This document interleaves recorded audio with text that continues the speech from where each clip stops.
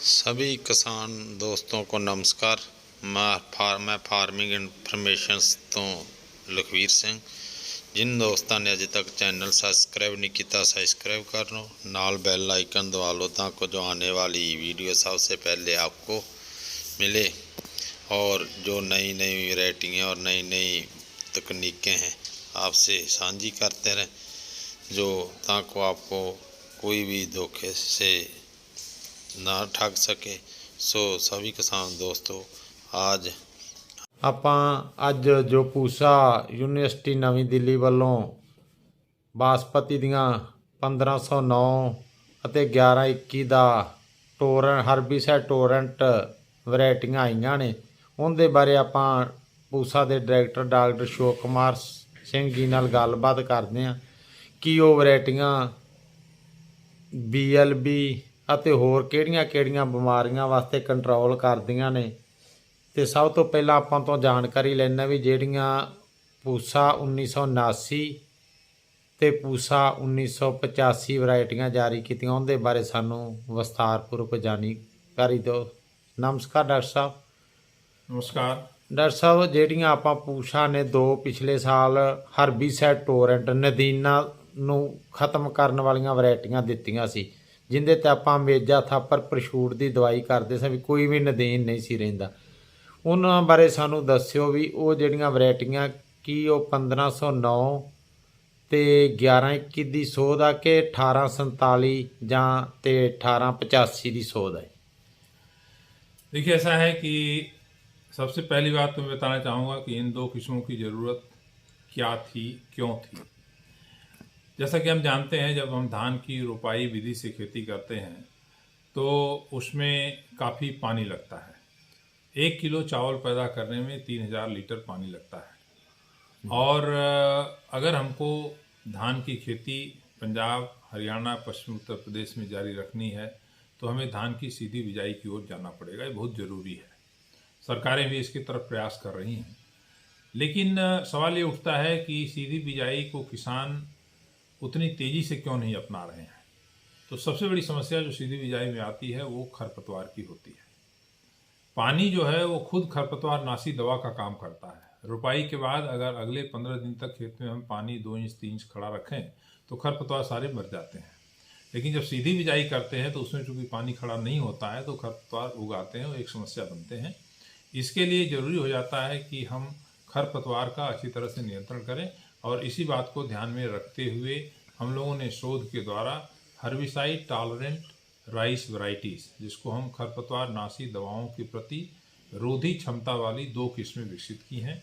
एक किस्म का नाम 1979 है, पूसा बासमती 1979, जो कि पूसा बासमती 1121 का सुधार करके बनाई गई है। और दूसरी किस्म है पूसा बासमती 1985, जो कि पूसा बासमती 1509 का सुधार करके बनाई गई है।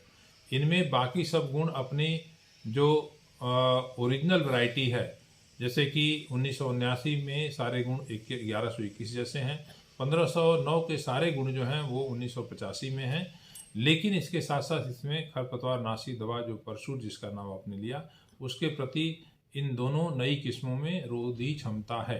डॉक्टर साहब, तो एक प्रश्न इत्थे आ ਵੀ ਕੁਝ ਲੋਕ ਕਹਿ ਰਹੇ ਆ ਵੀ ਇਹਨੂੰ ਜਿਵੇਂ 1847 ਦੇ ਵਿੱਚ BLB ਤੇ ਨਿਕ ਬਲਾਸਟ ਨਹੀਂ ਆਉਂਦਾ ਤੇ ਜਿਹੜੀ 1885 ਉਹਦੇ ਵਿੱਚ ਵੀ ਇਹ ਰੋਗ ਨਹੀਂ ਆਉਂਦੇ, ਤੇ ਜਿਸ ਤਰ੍ਹਾਂ 1885 ਪਿਛਲੇ ਸਾਲ BLB ਅਤੇ ਨਿਕ ਬਲਾਸਟ ਤੋਂ ਰਹਿਤ ਵੈਰਾਈਟੀਆਂ ਦਿੱਤੀਆਂ ਸੀ 1121 ਦਾ ਸੁਧਾਰ, ਵੀ 1979 ਦੇ ਵਿੱਚ ਵੀ ਨਿਕ ਬਲਾਸਟ ਅਤੇ BLB ਨਹੀਂ ਆਉਂਦਾ, ਇਹਦੇ ਬਾਰੇ ਮਾੜਾ ਜਿਹਾ ਦੱਸਿਓ।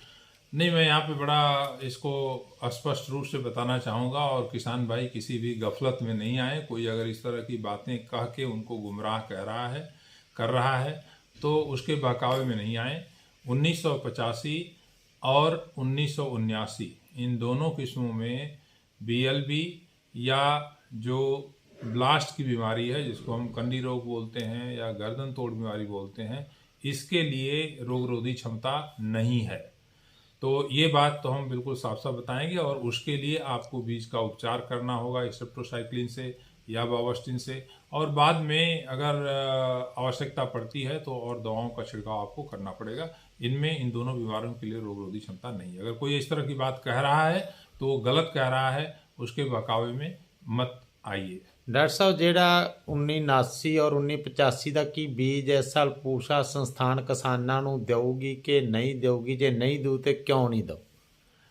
देखिए, ऐसा है कि ये दोनों किस्में आज से करीब 2 साल पहले विमोचित हो चुकी हैं, लेकिन किस्मों के साथ साथ जो है एक और इसकी प्रक्रिया है कि जो खरपतवार नाशी दवा का प्रयोग इन किस्मों के ऊपर करना है, परसूट या इमेजाथापिर, उसके लिए भी अलग से हमको अनुमति सरकार से लेनी होती है।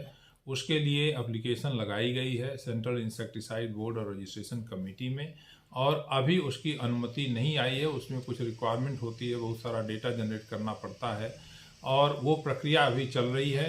अगर जून से पहले पहले वो अनुमति आ जाती है तो हम लोग इन किस्मों का बीज किसानों को देने में सक्षम हो पाएंगे।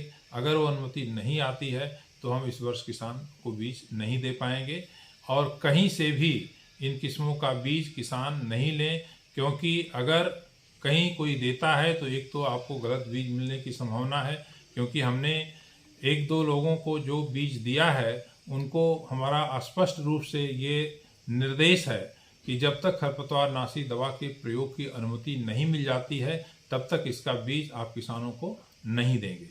और इसके ऊपर खरपतवार नाशी दवा का प्रयोग बिना अनुमति के, बिना अप्रूवल के, वो गैर कानूनी है।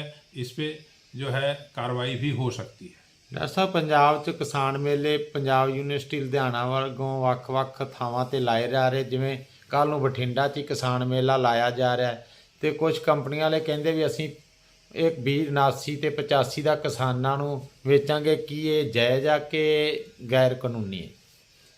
नहीं, ऐसा नहीं हो सकता है, क्योंकि अभी जैसा कि मैंने बताया कि दोनों किस्मों की जो संस्तुति हुई है उनके ऊपर अभी हर्बिसाइड दवा डालने के छिड़काव की अनुमति अभी तक नहीं सरकार के द्वारा मिली है, इसलिए इसका बीज नहीं बेचा जा सकता है।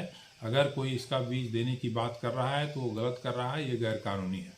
और पहली बात कि किसी व्यक्ति के पास इस किस्म का बीज हो ही नहीं सकता है। बीज हमारे पास है, हमारी 4 या 5 कंपनी है जिनके साथ हमने अनुबंध किया है, और उनके साथ भी बहुत ही क्लियर इंस्ट्रक्शन है कि जब तक दवा के प्रयोग की अनुमति नहीं मिलती है तब तक इसका बीज किसानों को आप नहीं देंगे। ਡਾਕਟਰ ਸਾਹਿਬ, ਤੁਹਾਨੂੰ ਇਹ जानकारी देने ਲਈ जो किसान पक्षी ਤੁਸੀਂ पूरे हिंदुस्तान के किसानों के लिए जानकारी दिए, आपने बहुत बहुत आपका धन्यवाद।